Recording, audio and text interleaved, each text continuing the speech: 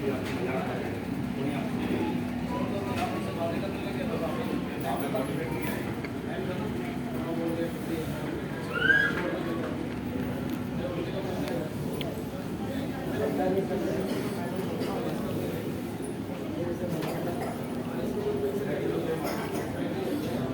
जल्दी नहीं, मैं ही शुरू करती हूँ। मैं ही वीडियो की वाली साथ बात बता देती हूँ। तो सॉरी, ये बिल्कुल भी एक्सपेक्टेड नहीं था। मैं वीडियो फॉर्म इसीलिए लेके आई थी कि आप लोगों को वीडियो से ज्यादा समझ आ जाए, पर वो हो नहीं पाया। मैं ही समझाने की कोशिश करती हूँ। जब भी हम मुंह से खाना लेते हैं, मुंह से खाना लेने के बाद वो खाना सबसे पहले जाता है हमारे पेट में। वैसे तो जो हमारा प्रोसेस है वो चबाने का, जो हमारा दांत ही पूरा कर देता है कि उसको छोटे छोटे टुकड़ों में तोड़ना। तोड़ने के बाद क्या होता है, जब वो हमारे स्टमक में जाता है, हमारे पेट में जाता है, हमारे पेट में होता है एसिड। कभी फील होता है ना हमें एसिडिटी हो रही है, मुंह में एसिड आ रहा है, खट्टी डका आ रहा है, वो वही एसिड होता है जो हमारे पेट से हमारे मुंह में आता है। स्पेशली ये चीजें तब होती है जब हम लेट जाते हैं या फिर हम कुछ हैवी खाना खाते हैं उस टाइम पे। तो ये एसिड क्या करती है, उसको डाइजेस्ट करने में हेल्प करती है। वहां हल्की फुल्की डाइजेशन होती है। डाइजेशन के बाद वो जितना बचा कुचा खाना होता है वो जाता है हमारी छोटी आंत में। यहाँ पे हमने एक पूरा डायग्राम देखा था। जो हमारी छोटी आंत होती है उसमें ना छोटे छोटे टाइट सेल्स होते हैं। जैसे एक चाय की छन्नी सबने देखी है। चाय की छन्नी बिल्कुल आपस में जुड़ी होती है टाइट, ताकि उससे सिर्फ आटा ही चल सके। मतलब या फिर चाय की छन्नी सिर्फ चाय ही छन के जाए, चाय पत्ती छन के ना जाए, ऐसा होता है ना। सेम हमारी जो छोटी आंत होती है उसमें भी वैसी छलनी लगी होती है, ताकि जितना भी डाइजेस्टेड खाना है, अच्छा खाना है, उसमें जितने विटामिन मिनरल्स हमारी बॉडी को मिलने चाहिए थे सिर्फ वही हमारी बॉडी के अंदर जाए। बाकी जितना भी अनडाइजेस्टेड फूड है, जितना भी अपचा खाना है, टॉक्सिन्स है, वो सभी हमारी बॉडी से बाहर आ जाए। तो हमारी आंत भी यही करती है। वो एक छन्नी की तरह वो क्या करती है, जितना भी अच्छा मटेरियल है उसको छान के हमारे खून तक पहुंचाती है। खून क्या करती है, खून उसको फिर हमारी बॉडी की एक एक सेल तक पहुंचाती है।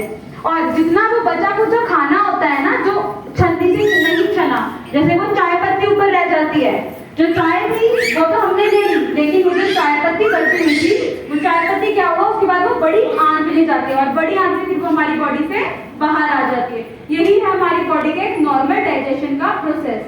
तो सबसे पहले क्या होता है, जब भी हम खाना खाते हैं, अंकल सो गए, अंकल आप गुस्से में क्यों देख रहे हो?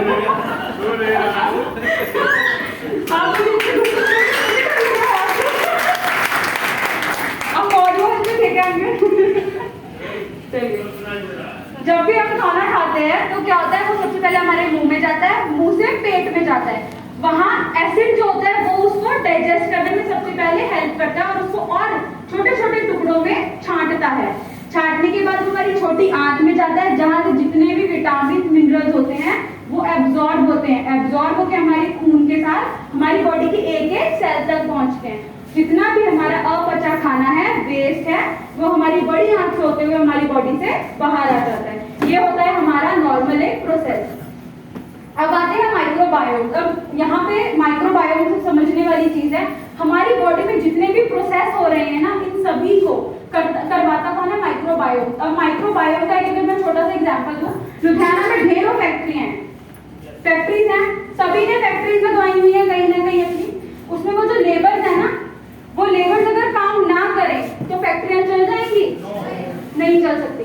सेम वो जो लेबर है ना, वही होते हैं हमारे माइक्रोबायोम, या हम जिसे कहते हैं सूक्ष्म जीव। जब तक वो काम नहीं करेंगे हमारी बॉडी अपना काम नहीं कर सकती। एक फैक्ट्री चलाने के लिए लेबर की जरूरत है, सेम ऐसे हमारी बॉडी का एक एक काम करने के लिए हमारी बॉडी में वो माइक्रोबायोम की जरूरत होती है, जिनको हम सूक्ष्म जीव कहते हैं। अब ये सूक्ष्म जीव क्या है, ऐसे कहा जाता है बरसों साल पहले जब हमारी धरती की उत्पत्ति हुई थी, तो जो सबसे पहले जीव पाए गए थे जिनमें प्राण होते हैं, जीव वही होते हैं जिनमें प्राण होते हैं, वो थे माइक्रोबायोम।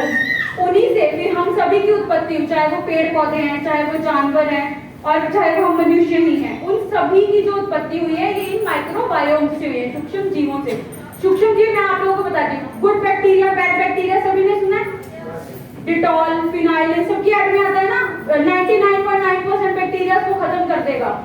क्योंकि हमारी आदत है, हम हमेशा नेगेटिव चीज को देखते हैं। हमने ये तो देख लिया कि बैक्टीरिया होते हैं, बट ये नहीं देखा कि गुड वाले भी होते हैं। हमने सिर्फ इतना देखा बैड बैक्टीरिया होते हैं तो उनको मार दो, मार के उनको खत्म कर दो। इसीलिए आज डिटॉल है, फिनाइल है, हम सभी अपने घर में यूज करते हैं, सभी के घर में पड़े होंगे ना। क्या एंटीबायोटिक लाइफ बॉय यूज कर लो, डिटॉल यूज कर लो, ये करके आपकी बॉडी के जो ये बैक्टीरिया है उसको खत्म कर देगा। आज तक मार्केट में कोई ऐसा प्रोडक्ट आया जिसने ये बोले कि आपकी बॉडी के बैक्टीरिया को बढ़ाएगा? किसी ने कोई एक प्रोडक्ट दिखाओ कि हमारी बॉडी के बैक्टीरिया को बढ़ाएगा? चीजें है ही नहीं ऐसी। ये जो माइक्रोबायोम होते हैं, ये छोटे छोटे बैक्टीरिया देते हैं, ये हमें हमारी माँ से मिलते हैं। जब हम जन्म लेते हैं तो हमें हमारी माँ से मिलते हैं, और जब हम मर जाते हैं ये हमारे साथ ही खत्म हो जाते हैं। और ये होते हैं हमारे बिल्कुल फिंगरप्रिंट्स की तरह। हर इंसान के अंदर जैसे एक माँ और एक बच्चा है ना, तो उन दोनों के जो माइक्रोबायोम्स हैं वो भी अलग अलग होंगे, वो भी उनके सेम नहीं होते। मेरी बॉडी के जितने भी माइक्रोबायोम्स हैं वो मेरी मदर से नहीं मिलते जुलते, जो मेरे फादर के माइक्रोबायोम्स हैं वो भी मेरे से नहीं मिलते जुलते। क्योंकि अब अगर मैं नॉर्मली एक चीज बता दूं, मैं अगर एक बनी हूँ, मैं अपनी मदर और मेरे फादर दोनों को मिला के बनी हूँ, तो मेरा उनसे सेम एग्जैक्ट नहीं हो सकता कभी भी।